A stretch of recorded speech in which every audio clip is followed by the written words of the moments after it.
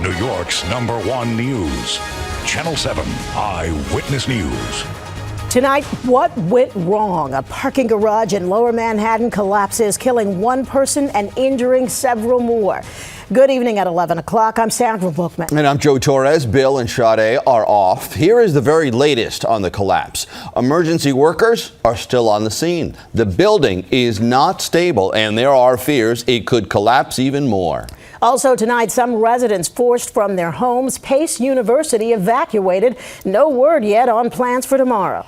We have team coverage of reporters covering every angle from every corner of the neighborhood. Josh Einiger on the investigation. Lucy Yang talked with people who heard the whole thing. Morgan Norwood with the chaos in the neighborhood, and Dan Kraft looking for clues in the building's history that could have led to this. We begin tonight with Josh Einiger at the scene. Josh. Joe, it stood for a century but pancaked to the ground in mere seconds. And now, hours later, it's still too dangerous for investigators even to approach the building, much less begin to figure out what caused this fatal fall out of the blue. Tonight, investigators began the long process of shedding light on the cause of this collapse, which blew out windows and masonry. No. And flipped dozens of parked SUVs as if a child dumped their Matchbox cars. We heard a big boom. Everyone was scared. Everyone thought that was their last time being alive, I'll be honest with you. It happened with no warning this afternoon as the 3 stories of the century-old parking garage pancaked in on themselves, sending cars, cement, and people plunging down one story to the next and the next, all the way to the basement. At this time, this building is completely unstable. Falling cement immediately killed one garage worker, but 5 others somehow survived. Sources say one fell with the floor from the second to the first story and walked away. Another was in an elevator and shielded from flying debris. This was an extremely dangerous operation. Believing everyone accounted for, firefighters backed away, but continued searching for other victims using brand new technology, including this robotic dog recently introduced, which streamed images in real time back to commanders' phones. And then we were able to fly our drones inside to conduct an assessment and conduct searches. The great part of that is we're able to put these, use the technology to get information and reconnaissance without putting our firefighters' lives and our first responders' lives at risk.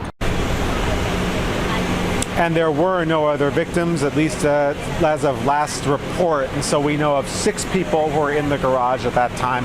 5 suffered minor injuries. 4 of them went to a hospital.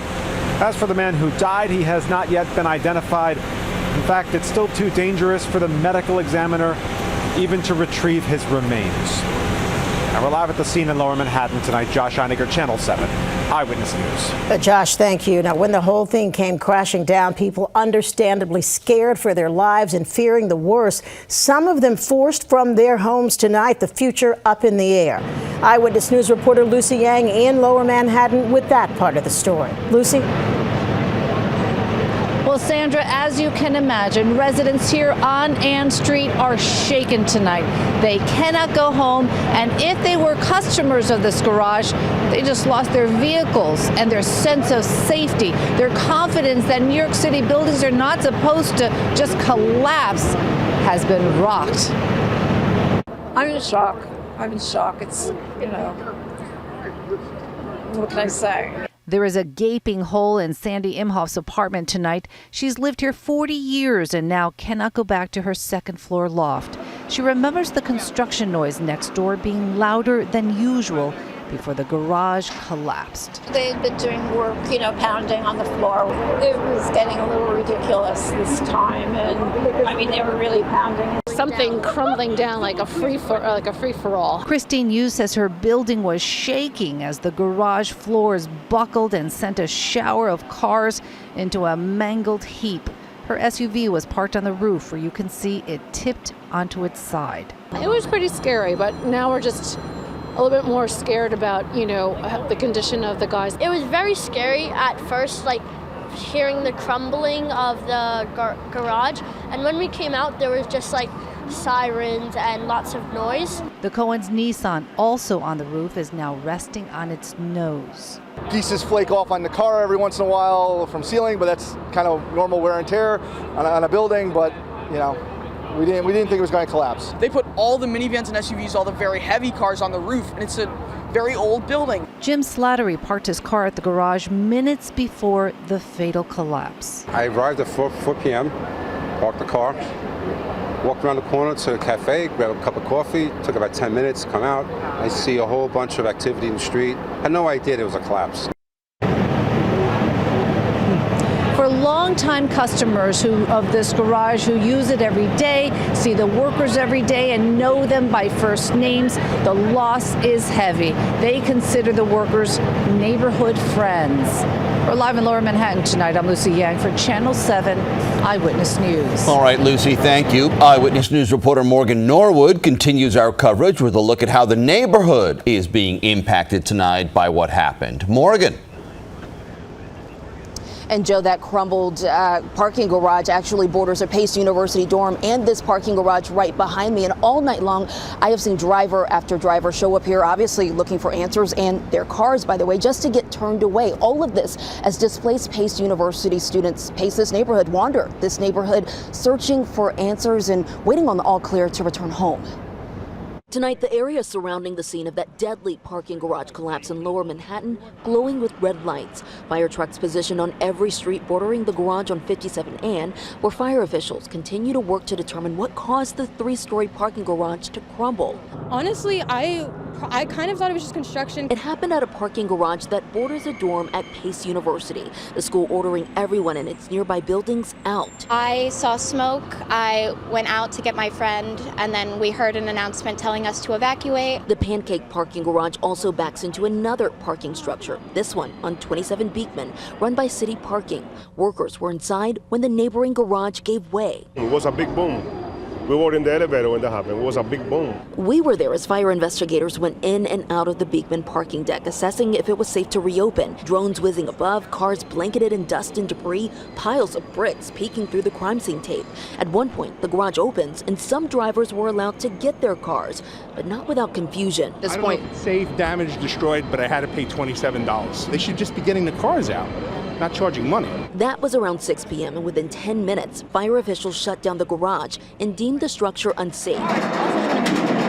Eyewitness News live on the air as NYPD offloaded metal barriers that still surround the garage tonight. It's what greeted drivers who showed up looking for answers on when they could get their car. Colin Mahoney's car totaled, buried by bricks. My car was collateral damage for the building behind it, and it was crushed and totally gone, but again, none of that matters with human life at stake. I'm more worried about the guys who got hurt today. And as for this parking garage here, I asked the workers at City Parking why they were charging drivers to get out in the first place, especially given everything that happened today, what they went through. They said that is no longer the case, no longer charging. They advise drivers who have a car parked here to check back in the morning to call over for a status update. As for Pace University, listen up if you're a student. The school says that they have cleared students to return to 33 Beekman. That is this building. Classes do resume tomorrow. Live from Lower Manhattan, I'm Morgan Norwood, Channel 7 Eyewitness News. Morgan, thank you very much. Now, more now on the garage itself. It has had dozens of violations dating back decades. 4 of those violations still open.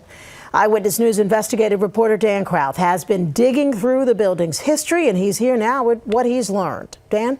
Sandra, we have the original documents right here for the parking structure, which was first allowed to park cars back in 1957. It is an older building with a history of violations, some that have not been resolved in close to a decade. The images inside are catastrophic. Why the 4-story building collapsed into the basement, crushing everything in between, they don't know yet. But the Department of Buildings is looking into the history of the structure, and so are we. We're going to continuous review and research property profiles to understand history of the building, certificate of occupancy, and all other records. We've analyzed many of those records for the now destroyed building.